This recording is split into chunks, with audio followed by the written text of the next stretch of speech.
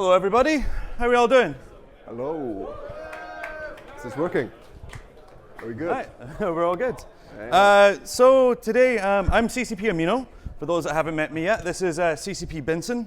I'm a tools programmer from the audio and graphics team for EVE Online, and this is one of our illustrious concept artists that makes all the beautiful artwork that you get to enjoy. As you can see from this gigantic list of people, we're a pretty massive team in general, but it makes sense when you think about we don't only produce the artwork that you play, it's not just the ships or the backgrounds, but it's also all of the tech that powers that. We manage the rendering engine and a lot of the things on the front end of the client. So our plan for today, since I have a concept artist with me, we figured it would be nice to talk about the art production pipeline that we have going. And art production, there's a lot of steps and you can talk about any one of them, but we figure what we'll try and do is give you an idea about the entirety of the pipeline to make a new ship from the perspective of the concept stage. And so I'll start with a little overview of everything that goes into the production of a vessel, and then I'll hand over to Benson and let him give us a run through of everything that goes into his concept work, and we'll see how all that ties into the rest of that pipeline.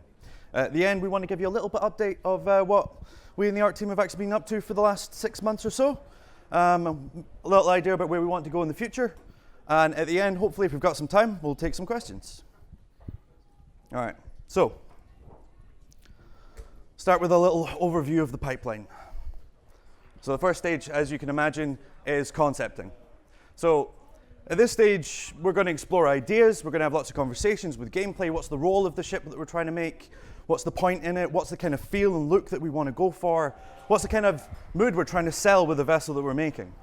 But the most important part for us in the art team, the crux of what this step produces, is essentially instructions for what everyone else in the pipeline needs to do. So the objective is to communicate to everybody in the team everything they need to achieve so we can call this vessel done, so we can get our ship out the door. Once we have this, we'll hand these concepts off to one of our 3D artists. They're going to work in something like Maya or Modo and build out first a very low polygon mesh that we're going to use in the client. This is going to be the eventual hull that you're going to see in the game. When we finally get this done, we actually get it into our engine for the first time. We don't have to wait around for texture for it to be complete. We want to get it into our engine as fast as possible so we can see how everything ties together. And then we will either hand this off to a 3D artist sometimes or a 2D artist, because at this point we're going to paint over that hull. We're actually going to have people hand draw in various programs to try and give the ship the overall look and feel. And by the end of this step, you get something that looks pretty much like the final hull that you want to go for. But the next step is to add all of those all-important EVE details. And that we do entirely within our engine using one of the front-end editors. This is actually the tools that I maintain. This one, if you might be aware of it already, it's called Jessica. My main job day to day is actually just making sure this keeps running, and I can add any new tools and flexible things for our artists to make use of. So the engine detailing is going to involve putting all the decals on for the factions, getting the boosters in place, getting the turret hard points so we can fit our turrets to our ship, making sure the animations are hooked up. But obviously, the most important part is getting all those tiny little blinking lights, because no EVE ship is complete without them. The last step, of course, the all-important audio.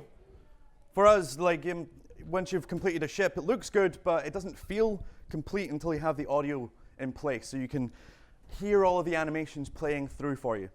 And as a last step, and this is more important recently, we'll do a lot more VFX. Previously, our hulls, we'd keep VFX fairly separate, and most of our hulls would be animated to a certain extent, but they would just have some little blinkies and some decals. But more recently, we've really enjoyed having a more flexible VFX pipeline, and we really want to get more of these little electric pieces running along the top of the hull, and especially with the Triglavian ships, these giant balls of pulsating energy in the middle. And so the last step, once we've actually gone through all of this, is to hand it off to a QA who's going to double check that we've done everything correctly, we've ticked all the boxes, we haven't screwed it up completely, and kick anyone's ass that has actually messed up. So once that's all done, we can get it finally into the game. Okay, so keep that in mind, just a brief overview of what the pipeline is.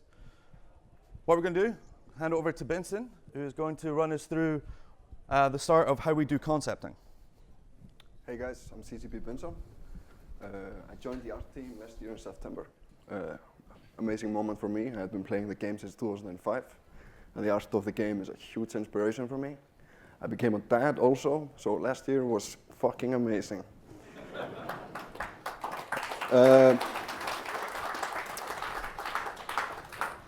So, what is concepting? Of course, we want to deliver like a whole kind of a final mood image to get everybody kind of pumped up for a new feature. But oftentimes, it's the coffee break points, it's the yellow sticky notes that are the most important part in the beginning. And then we go from there to something like this, but the sticky notes are very important. So, scribbles on paper onto delivering a final mood image like this is what I'm going to hint at a little bit, but I want to start by talking a little bit about our past process and then kind of our current process of coming up with concepts and delivering concepts.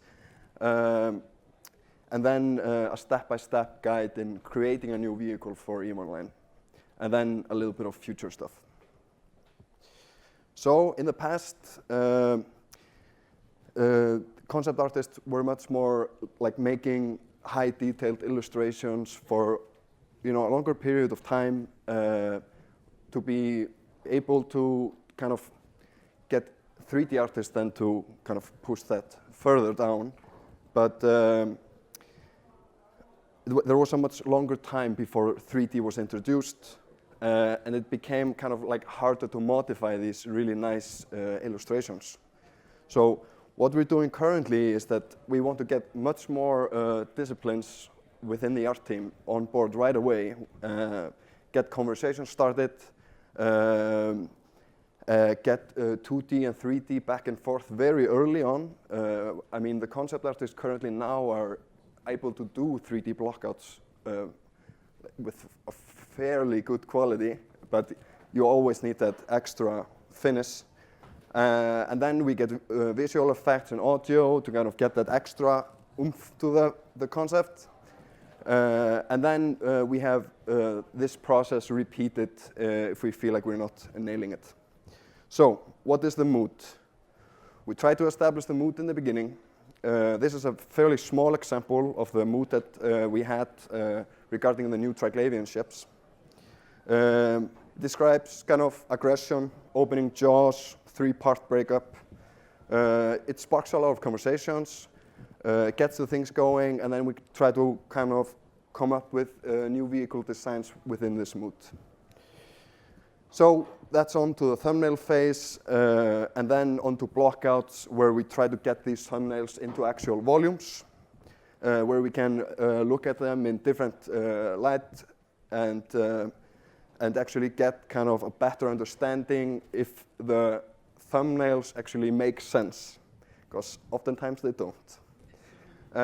And then there's an overpainting phase, which is like a more detailed approach to kind of the functional aspects of this ship. So, minds to paper. We're trying to skip the week-long illustrations. We want to go much faster into conversation with 3D artists and establish goals right away, get some prototypes running, answer questions on if the concept has any like technical limitations, and if they're worth the pursuit, or if we need to reconsider what we're doing. The process takes the same amount of time, but we feel like we're delivering a much higher quality product. So here's an example of a goal that we had in mind. We got the role for the heavy assault cruiser very early. We wanted to do much of a bulkier version with kind of to keep in mind kind of how the empires would modify them. And also at the same time, if you're modifying something, you kind of strip it apart and you kind of put it back together, but you leave out things that you don't need, like the hood, because who needs it?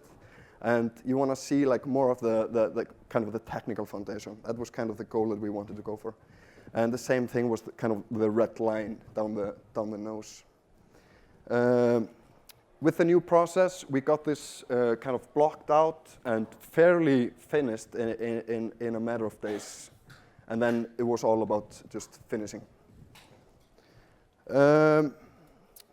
Coming up with vehicles is not just, whatever feelings you have in the daytime. It's more, you can break it down into an actual process, which I'm going to go through now.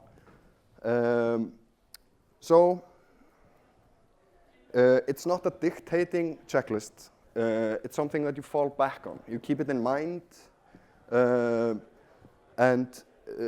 it's very good because it has an importance from top down. So we start with the shape, which is the most important part. It's a thing that you always remember, the silhouette. It's the essence of creating a unique vehicle for the game. It is what penetrates your subconsciousness. It's the things that you see on the back of your eyelids. When we're coming up with silhouettes, we oftentimes think about past designs, and we have already established Empire faction moods. We have guidelines in-house that we try to follow, and sometimes not. But this process kind of establishes the frame that we're going to go with into the future with this design, and then we can have like internal debates, very heated debates about symmetry versus asymmetry, or horizontal versus vertical designs. And in this phase, we also kind of start thinking about functional bits and, for example, turret locators, which is very important. You don't always know in design what you want, so this stage is very important in eliminating things that you don't want. When we have the shape, it's just a 2D plane. So we start to kind of drag it out and make it and turn it into a volume. And we do that with grayscale values, usually. So we kind of pull the shape out of the black silhouette. And when we're doing that, we are already starting to hint functional things on the vehicle. When you're distributing these shapes and values on top of the silhouette, it's kind of important to keep the distribution of shapes and detail in mind, because it's very easy to come up with a very noisy image or noisy design, and we want to, of course, make it more interesting and have points of interest and such things, like you can see in this example, where there is a good foundational shape, and then you have clusters of detail around the piece. This piece was made by CCP Luxus Lulli and is an example of a good sense of flow where you have a point of interest in around the circular piece, and then kind of like an easier out hull shield plates with less detail. It's points of interest, points of rest. So soft and hard. That is the stage where you kind of emphasize the style of the vehicle. Going from like soft and elegant to hard and military. This is the highest contrast between like Caldari and Galente design, for example. It's very much, of course, dictated by past designs, lore, and like our guidelines. And we want to steer it, of course, keep steering it in that direction, even though we oftentimes explore like a variance on that. And then we have the new Triglavian family, which is like a mix of both. And that has been established and will be kind of the ongoing design into the future. Then you want to clean up the different shapes, establish kind of basic functionality of the vehicle, shield plates, engine ducts, bolts and cables, and so on. Here's an example on the left side of line drawing on top of the Triglavian arc, and kind of the resulting texture.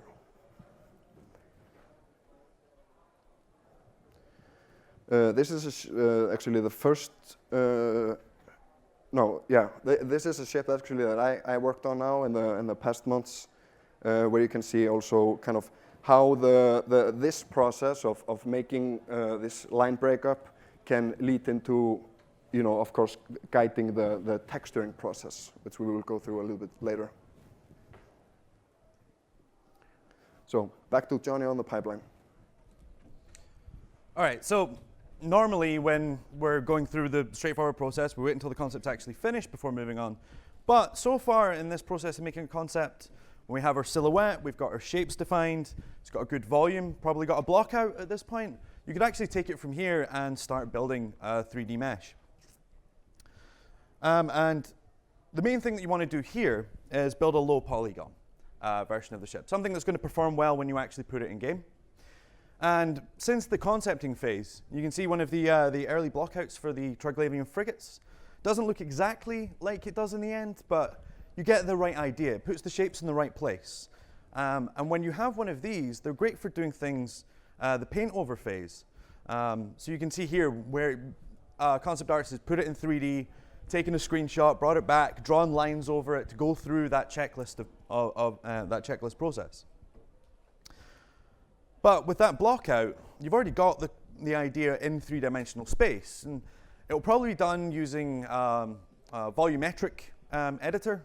So there's something like 3D Coat, which will let you use little voxels, kind of like really granular Minecraft, to actually put together something that looks the right shape. But when we actually want to get it performant in the game, we need to build a proper mesh. So this has to be done by one of our 3D artists, ultimately built in Maya, but they'll sometimes use a program called Modo, it's quite popular, or Blender, Blender, which you can pick up anywhere. So once you have the low polygon version of the ship, you're going to be missing a lot of the details. So you can probably get a lot of the main shapes in there where you want to have those soft and hard edges. And you can also get in some of the things like where you want to have paneling and things on the model later on. But you're missing a lot of the fine-grained detail. It's not going to be super smooth. Along the edge of like metal plating on your ship, you're not going to have the little groove that catches some of the light. So what they'll also do at this point is make a really high polygon version. The picture here on top is actually the high poly one. There's way too many polygons to see at this resolution and size. So once they have this, what they can actually do is they've got a lot more to work with, and they can take a lot more time putting in the little granular parts that they want to express to make it feel and look more like the concept they had originally. And at the very last step of this, we do a process called baking, where we'll take that high polygon version, using some math magic, we can project it onto the low polygon version, and it'll generate these two images. The first one is the normal map. 10 years ago, you might have heard it referred to as things like bump mapping, but this is a way of kind of cheating geometry a little bit. The polygons are triangles, and they give you the main shape, but this is a way of saying, well, let's just pretend that that's a little bit more granular surface, it's got different angles, and we can play with how the light reflects off of it using this map. So the colors of it are actually dictating three-dimensional directions, which give you the direction of the surface where the texture is laid. By wrapping this around the hull, it gives it that extra level of detail. The second map, the Occlusion Map, is another little trick that we use to give a little bit of shadowing very cheaply to our assets. So this is when you're doing little grooves along or you've got an overhanging edge. Those are areas that are unlikely to receive much light. So they should always be a bit shadowed compared to everything else. If you think about like the corner of a room, receives a lot less light than the rest of the walls, and it'll tend to be a little bit more shadowed. Ambient occlusion, or the Occlusion Map, allows us to kind of pre-calculate this shadowing and just put it over. It's kind of like pouring ink over a 3D printed model to let the ink flow into the cracks and darken it a little bit. Once you've got it hooked up, once you've got all of these things done in the modeling phase, you can just put it straight in the engine, and you get this kind of look. And at this point, with just the normal map and the Occlusion Map, it's got the right shape. It's not got any of the colors, and there's nothing that expresses the kind of materials that make up that hull, but all of the shapes are in the right place. You've got that silhouette captured. You have all of those lines breaking up the geometry in between those soft and hard areas on the hull, and it ultimately has all of the right shape. It's also at this point that we've probably got a lot of the animations done, This has become increasingly important to us over the last few years. It's also something that's evolving in how we describe in the concepting phase which parts we want to have move, which parts we want to give it a little bit more vibrance. Okay, so we'll go back to the concepting and see where we go from that section there. So we're on to the material stage. This is where we give the ship a more functional depth to the values that we already have established. And it starts to already look more like an Eve ship. So this is kind of like going from grayscale on the left to kind of hooked up version of the ship in game, where you have the material selections correctly mapped.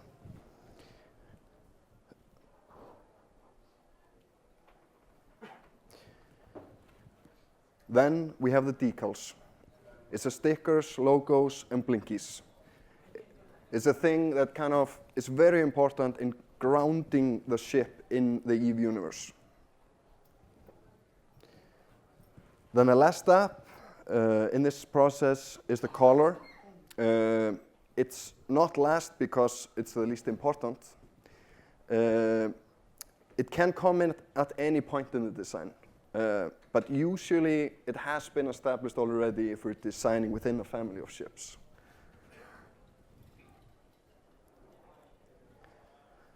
And it's also important when we're concepting effects. We want to give that ship that extra kind of layer of visual, depth, and there the color is very important in selling the mood. And this is a concept image. It kind of describes how I felt in my belly this morning. But it is an older concept of the entropic disintegrator. And we have moved a little bit away from that currently, but this is kind of where it all started.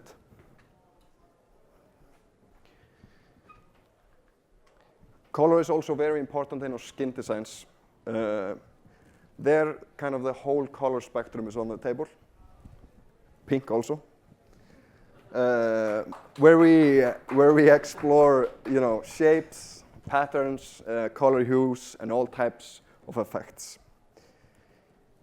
We have been kind of pushing the edge of what we want to deliver with skins, and we are still making a lot of exploration that we're not showing you guys. But the recent skins kind of show that our guys that are mainly doing skins like CCP Blue Screen and CCP School Bus, they are doing some really good stuff. Here's the North skin.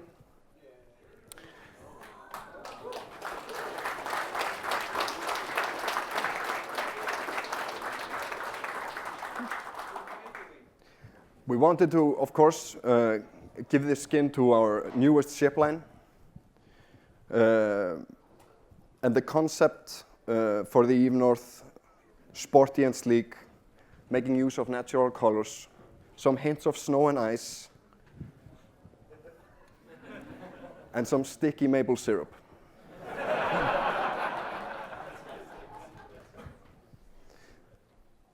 Excellent skin.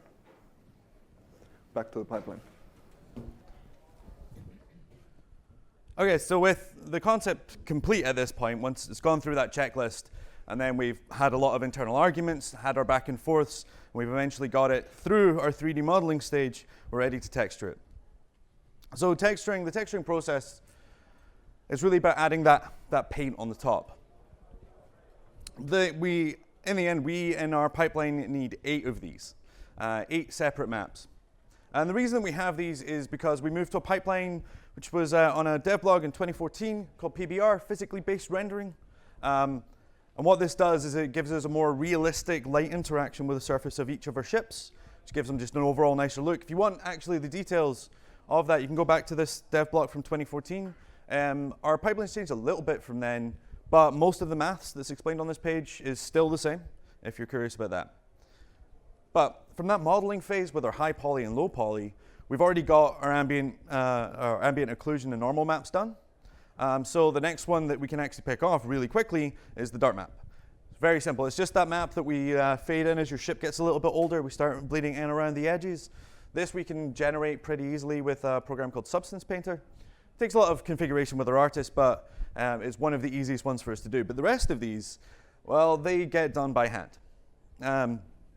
Mostly by someone like Benson here, sitting with Photoshop, drawing on an image, and then watching it pop up on another monitor on top of the vessel. The first one, probably the most important, is the albedo. So this relates back to the materials part of the concept, where they're deciding whether an area is carbon fiber, or they want little details of piping work and things, or a vent over the top of the hull. This albedo map is where you can express those fine details. They're typically black and white. We allow a little bit of color in ours, but they're black and white because most of our color is added in engine. So we'll do it later by defining which faction we want to have or which skin we're going to apply. But what we do is we will shade that albedo map. The albedo map essentially represents how much light gets reflected off of the top of the surface. It's like a sheer quality of reflective nature of it. And this is coupled with the one next to it, the roughness map, which gives it the, how shiny it is. The rougher the surface, the more the light's going to bounce off in every direction and look really matte and really scuffed up. But if you make it brighter on this map, it'll start to get shiny up to the point of being almost mirror-like shine. And so what you've got is the combination of those two maps, how much light it will reflect, and the way in which it will reflect it, give you much of the character of the ship that you're going for in the end. The two over here on the right, the paint and the glow, they obviously look basically black. That's because they're for real fine details. The paint map we use reasonably often, mostly to do little fine details of painting where we don't want the color to change later on or be changed by switching faction. While the glow map is for all those tiny little windows that are going to flicker when you go into hull. So the mask map, the last one here in the bottom left corner, this is what lets our system know when we are choosing some faction or we want to go for a color scheme. This map tells our engine where to put the colors, where to replace the color on that albedo map. So if you layer them over the top of each other, essentially the mask map has 4 values in it, 4 different values of black, white, and 2 kinds of gray. And what they do is you can define an area and say this is material 1, and we'll paint it white. And you can have another area that's black, and we'll say that's material 2. And later on, when we actually get it in our system, that means it's very easy for us to just flick through different color schemes, or apply our Galanti scheme, or a navy scheme, whatever it is. And it'll very quickly just replace all of the colors on the map, so we can see the overall look of the ship. So at this point, you've got something that's well painted up. We're probably giving it to a concept artist to work on for a week or 2 weeks to get all those fine little details in there, put all the little bits of character into the overall image. But the next thing that you have to do to make sure that it feels like a complete ship is all of the in-engine detailing. So this is when we go back to the decal stage of that concept, where we're going to add in all of the little parts that give it character. So the first thing that we have to add is all of the visual details. So this is placing decals, putting on the blinkies, adding the kill marks. We have to have that put in some place. We'll even mark out areas which will get damaged so that these can come through.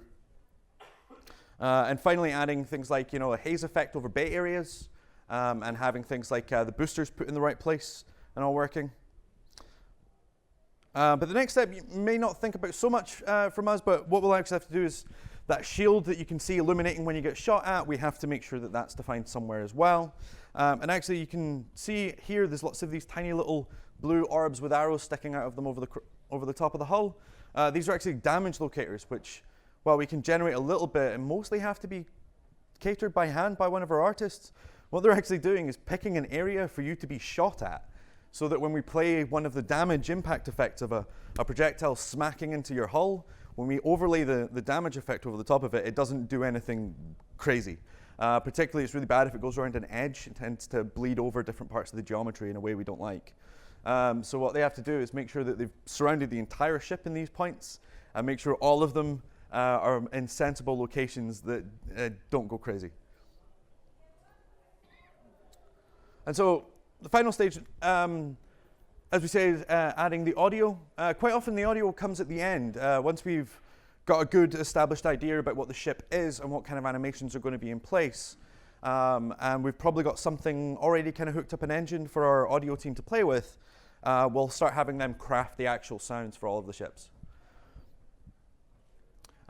So the important part of this stage, I have no idea how that guy actually makes all of the audio that we do. I've tried looking into it before, but it's beyond me a little bit. But what we'll do is at this point, we'll just make sure we've got it hooked up and it plays at the right time with the right cue. Also at this point, we're not allowed to touch any of the animation speeds again, or the audio director will get very angry. And the final step, and this is the thing that we want to do a lot more of, and this is tying VFX into our hulls. Our hulls used to be, very stock and standard.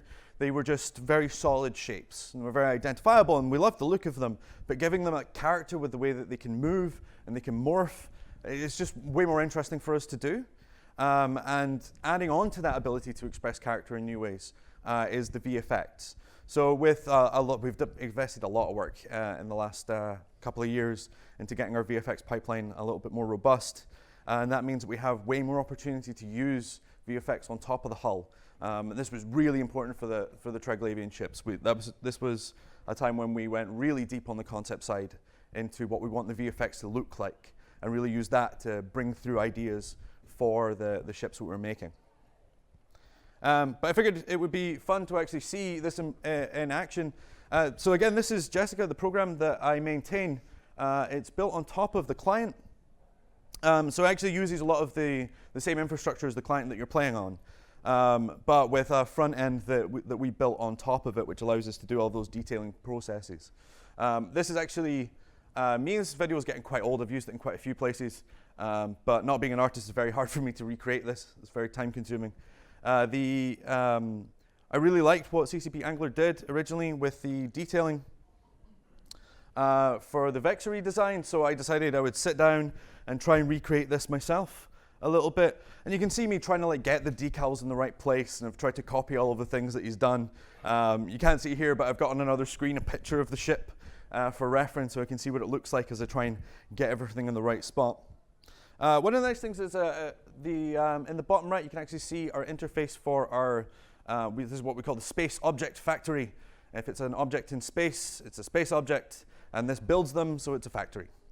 And what we can do here you'll also notice if you talk to artists, we don't know the names of any of these ships. We call them by codes. This one is GC3, a nice inventive name. So what we can do here is we can define our factions. When we say faction, we don't mean the same thing as in-game. What we actually specifically mean is essentially a color scheme.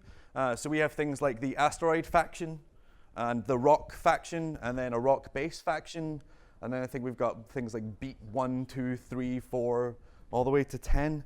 But what we'll do is we'll use this to kind of give the color scheme that we're looking for when adding all these little details. And it'll do things like decide which decal that is. I'll put in a code for that, and it will go, oh, you're using this faction, so we'll use this specific decal for that area.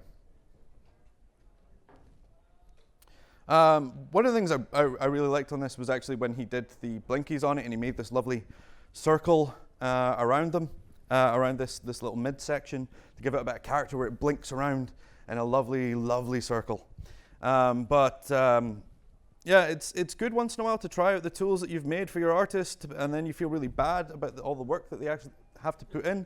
Because you can see it's taken me quite a long time to make a second blinky. It's a lot of effort.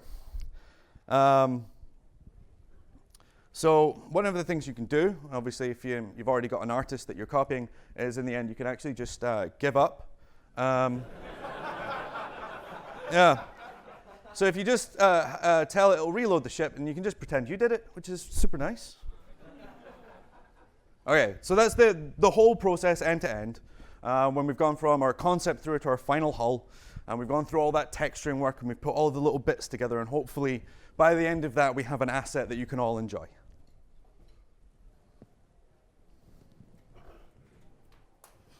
So, what have we been up to? We are creating more of these 3D kits that capture the mood of the factions and the empires, and they come already textured and ready to being assembled. So it's a little bit like playing space Legos. We get a lot of variants really fast with a really small amount of set pieces. And we get, in my opinion, really nice designs, and these were concepted straight in 3D, so no drawings required, and the results are quite unique in my view. These were done by CCP Lefterook and CCP Angler, and I was not needed on this task. One of the nice things about these new kits that we've been throwing together is that it allows us to get more variation on the assets that we put out. So rather than just making one tower we'll put in every site that we use throughout the game, maybe we can have very quickly a selection of 5, 6, 7 of them, then we can spread them around a little bit more, give all of space a little bit more variation in character. Are you guys going to give players access to the space Legos? I'd kind of like to. I think it'd be nice to let people decorate space themselves with these, but there's no plans for that kind of thing yet. Most of these will remain internal. Let's wait. We'll see. A bit of ambient life.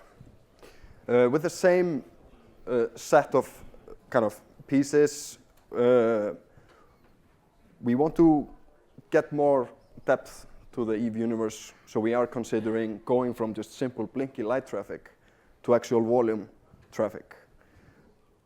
Here are some concepts for some 3D shuttles made from a small set of pieces, and this can be expanded very rapidly.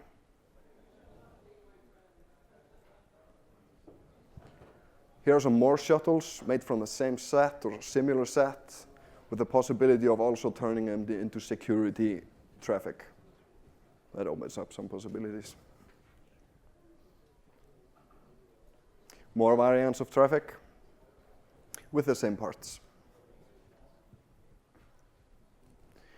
Some civilian escort vessels. You can see the setup in the top right corner. Trains and buses. Where are all these people going?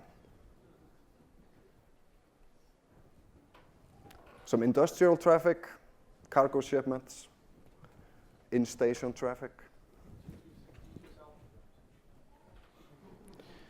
More industrial parts and also different kind of scale. And there we are also trying to capture kind of like how do these parts function when they're viewed in small scale up to a much larger scale, and if we can use the same parts. Here the pieces have already been hooked up in engine. What we are hoping to do with this, you remember the little lights that fly around the citadels? We added them to look a bit like the headlights of traffic when you're high above in a plane.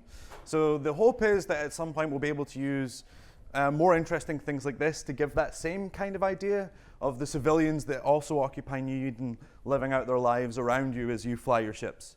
So just give life a little bit more of a character, maybe express a little bit about the environment that you're in, about where traffic tends to go, maybe kind of have them flying off in places that players tend to travel off in, build kind of traffic lanes throughout the system. So we're hoping to do this, and hopefully we'll be experimenting a bit more with this in the coming months, and we'll see if we can get something cool out to you guys. Can you kill them? I don't think they would let us do that, but it'd be cool. Some redesigns also. We're always looking into redesigns. We have a list of ships. We're always listening to you guys if you have some comments. Be sure of that. You're going to finish rebuilding the Aeon? So, we had a concept artist joining the team fairly recently. He's been doing really good. He did this Atron redesign, CCP Noki. That's not his official CCP name. He's still consulting it out, but he's from Italy. He's really good. He's doing some interesting concepts on the Atron redesign. We're kind of pushing the silhouette in different directions. Again, heated debates.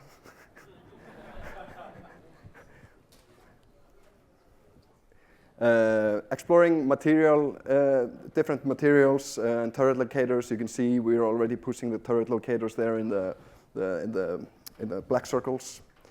Very good to get them established very early on to actually make sense. And kind of a more soft version. So here we're going, for an example, like back and forth. Which nose do we like more? Animation exploration. Of course, we want to do much more animations to kind of just get much more depth to these vessels, to sell the mood and the idea of like where they're coming from and what they're doing.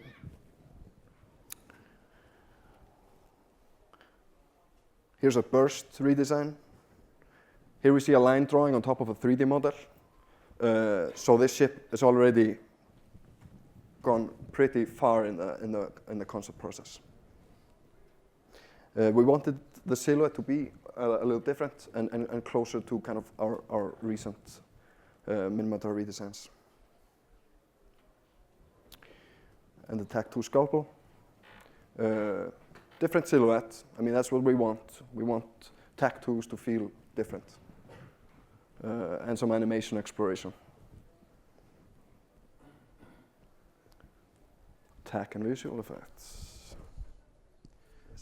So on the tech side of things for the last 6 months or so, we haven't had as much in the way of brand new tech to do. So we've been really doubling down on building more robust systems. So going back, taking old systems and completely replenishing them. Maybe doing some of them from scratch, some of them just get a bit of a refactor, but with the aim to give us a better basis for the next couple of years. In that realm, you might have heard a couple of the big ticket items. Obviously, the 64-bit client and the planned move to DX12 to give us some DX12 support. But this is all just putting us in a good position so we can start doing more playful and interesting things. And here, this should already be out. This is a complete refactor of our old suns, moving them into our brand new planet tech. And as you can see, there is zero difference between the two. So it makes no visual difference to anything you see in the game, but for us, it means that we can do a lot more with that system. It's a lot more flexible for us. It's a lot more stable, more robust. It's also easier for us to tweak now. One of the problems is when you've got a bit of a messy code base, making any of the changes you want to do is too much of a nightmare to even think about. So getting us to a point of cleaner code base means we can actually think about taking on some of those operations. One of the things, though, we've always been a bit unhappy about is the quality on low. We prefer that you all played on high all of the time. So if you could just do that, that'd be great. We can drop low.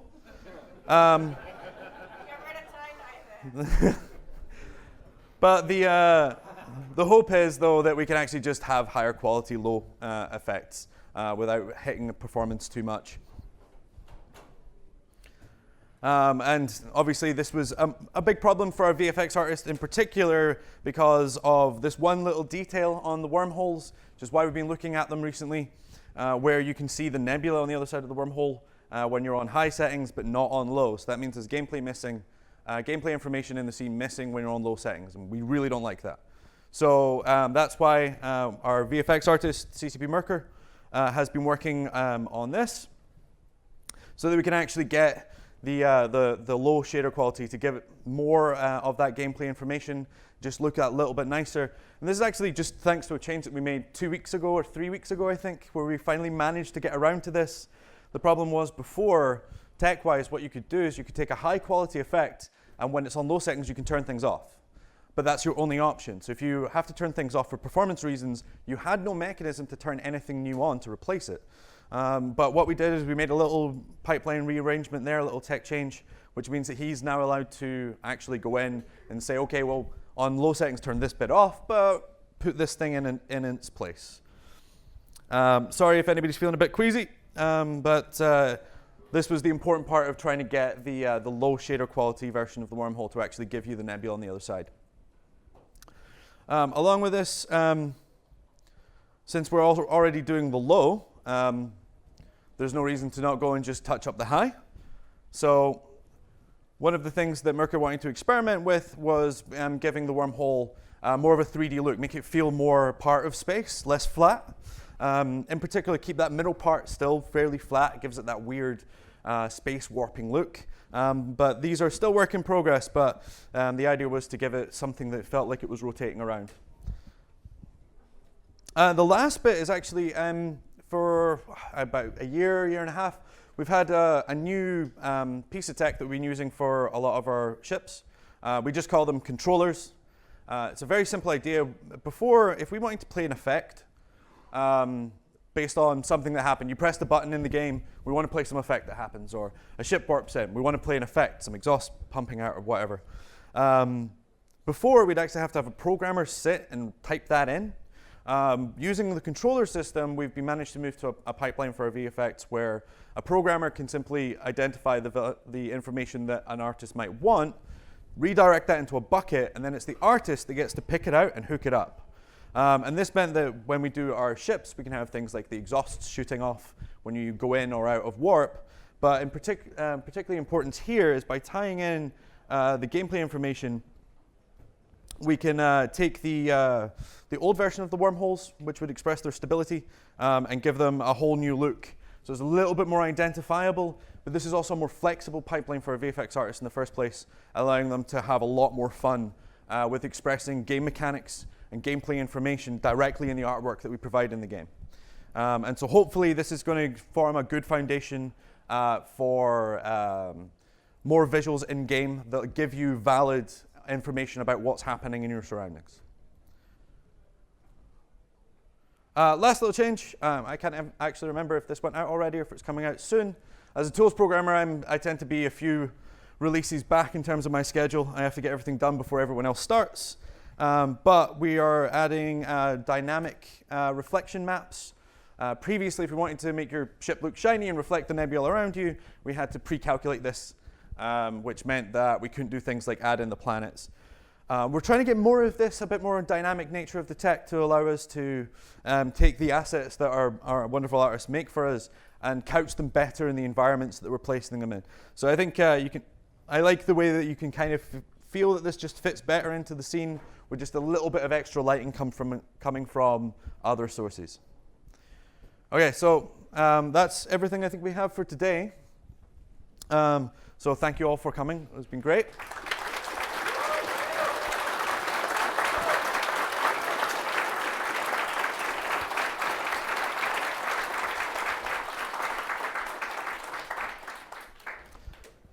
If anybody would like to, we've got time for 3 questions. If you want to come up and grab that mic. Hi. I regret it already. Hi, I'm kind of a new player to the game. I picked it up to get close to my dad and stuff like that. We were just doing this bonding exercise. And I've come from things like Warframe or other games where I've seen all kinds of ships. And the first thing I wondered when I saw the Eve ships is, why are so many of them so asymmetrical? I literally named my first Atron Tumor because it looked like it had a tumor in the wing. I was just wondering what's the deal with You just got to get on board. Asymmetry is beautiful.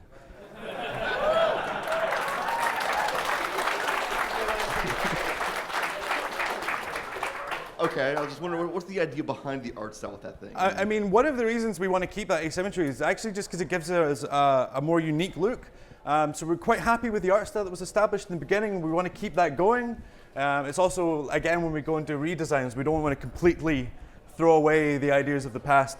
But it's rare to see asymmetry in the core art style of a game, and so we just love having it. So we're really enthusiastic about keeping it. Yeah. Hi.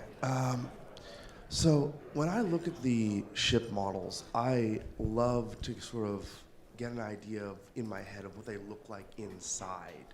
And one thing I've always wanted to ask you guys, and this is the perfect opportunity, when you're putting the lights on the ships, okay, and the thing that really stands out in the back of my head is, and the one that screams at me the most, is think of something like the Prophecy. It's got all these little glowing golden or yellow like boxes. They look like windows. Is that what they're supposed to be, or are they something else in your guys' mind? And if so, what purpose do they apparently serve? at the time they look cool. Oh, I know that. Well, they look cool, but like in your mind, what are they supposed to represent? Or are they just decorations? Both. I mean, decorations mostly. Well, yeah. But I mean, it's also for you to speculate on. Okay.